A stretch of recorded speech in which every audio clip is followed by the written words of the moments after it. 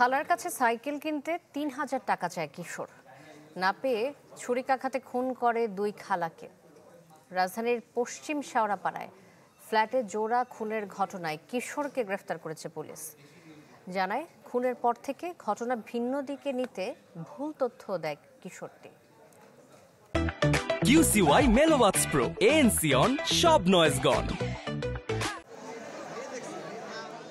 গেল শুক্রবার রাজধানীর পশ্চিম শেওড়াপাড়ার এই বাসাতে কুপিয়ে হত্যা করা হয় দুই বোন মরিয়ম এবং সুফিয়াকে।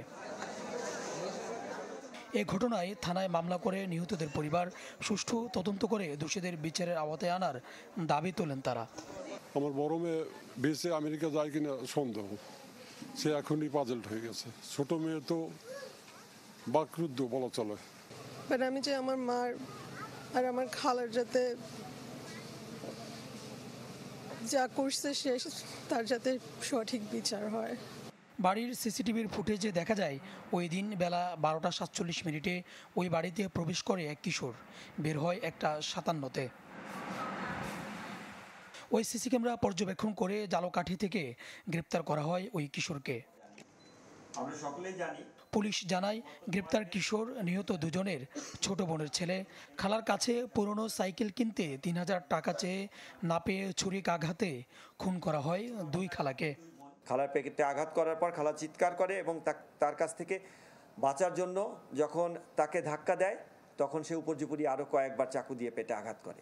এক পর্যায়ে তার চিৎকারে তার আর এক খালা অন্য রুম থেকে আসলে সে যখন এই দৃশ্য দেখে তখন সে চাকু দিয়ে তার ওই খালার পেটেও আঘাত করে এবং রান্নাঘরে ঢুকে পাটা পুতা, শিল পাটা যেটা, সেটা পুতা এনে প্রথমে ছোট খালার মাথায় আঘাত করে, পরবর্তীতে বড় খালাকে আঘাত করে।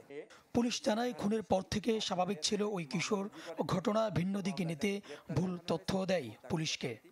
আমরা ভিডিও ফুটেজ বারবার পর্যালোচনায় দেখি, আমাদের টিম যেখানে যায় কথা বলে ঠিক তার পাশে গিয়ে সে দাঁড়ায়।